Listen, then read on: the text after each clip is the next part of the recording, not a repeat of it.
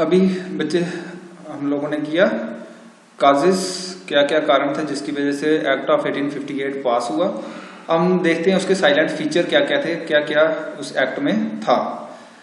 पहले तो board of control और बोर्ड ऑफ कंट्रोल दोनों ही खत्म कर दिए, ठीक है।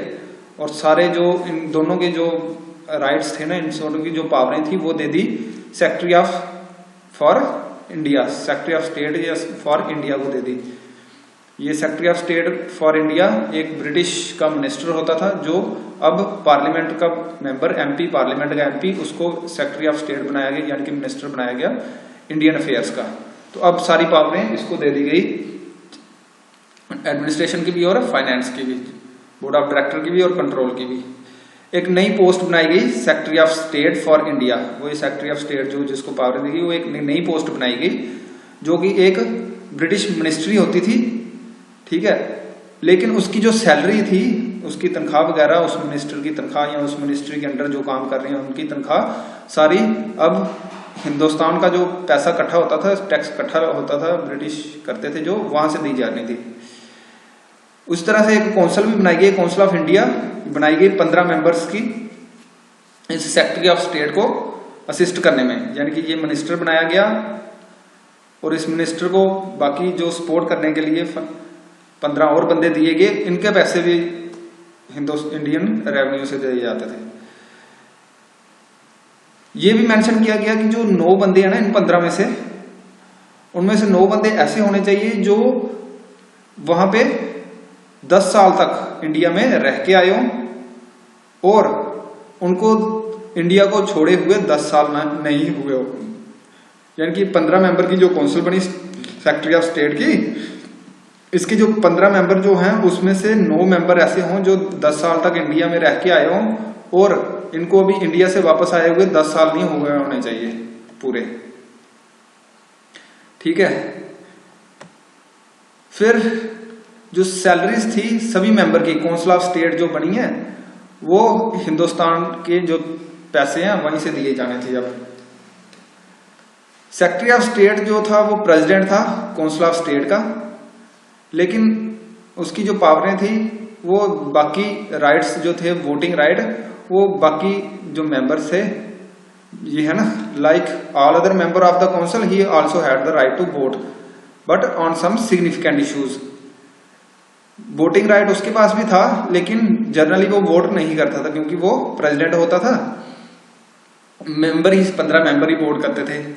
उसका वोट तब माना जाता था जब जो वोटिंग है वो इक्वली डिवाइड हो जाए, तब वो एक एक्स्ट्रा वोट डालने के उसके पास होती थी। इशू सेटल करने के लिए अगर कोई एक्स्ट्रा वोट डालना है तो फिर उसकी वोट डालता था वो कि कौन सा सही है। फिर सेक्रेटरी ऑफ स्टेट जो था ये कोई भी डिसीजन ले सकता था जो मेंबर है ना उनकी विशेष के खिलाफ भी, यानी कि चलनी उसकी है जो सेक्रेटरी ऑफ स्टेट है। 15 मेंबर हैं जो उनकी, वो सुनता ही था, सिर्फ चलनी सेक्रेटरी ऑफ स्टेट की है। पर उसको उसका रीजन बताना पड़ता था उन 15 मेंबर को, या बाकी वालों को एक्सप्लेन करना पड़ता था कि क्यों मैंने ये डिसीजन नहीं माना और अपना ये डिसीजन दिया या ये काम किया। फिर ये भी डिसाइड किया गया कि ये जो काउंसिल बनी है सेक्रेटरी ऑफ स्टेट, ये साल में एक बार जरूर मिलेगी, मीटिंग इनकी होगी। अब ये सेक्रेटरी ऑफ स्टेट जो हिंदुस्तान का बजट है वो रखेगा कहाँ, जो हाउसेस ऑफ पार्लियामेंट होते थे ब्रिटिश के, वहां बजट रखेगा कि इतना खर्च हुआ, इतना आया, इतना इसमें खर्च होगा, इतना सारा बजट जो है अब कौन पेश करेगा, इंडिया का बजट पेश करेगा। सेक्रेटरी ऑफ स्टेट जो कि ब्रिटिश का एक मिनिस्ट्री बनी, वहां का मिनिस्टर था और ब्रिटिश पार्लियामेंट में ही रखा गया। ये डिसाइड किया गया कि ब्रिटिश गवर्नमेंट एक अपना वाइसराय अपॉइंट करेगी, कहां पे, इंडिया में, वाइसराय पूरी इंडिया के लिए, और जो प्रोविंसेस हैं वहां पे प्रोविंसेस के गवर्नर्स और लीगल एडवाइजर उनकी ऑफिसेज में, गवर्नर के ऑफिसेज में लीगल एडवाइजर्स और वाइसराय, ये सारा अब ब्रिटिश गवर्नमेंट खुद अपॉइंट करेगी। पहले बोर्ड ऑफ डायरेक्टर्स वगैरह करते थे, अब ब्रिटिश गवर्नमेंट खुद अपॉइंट करेगी।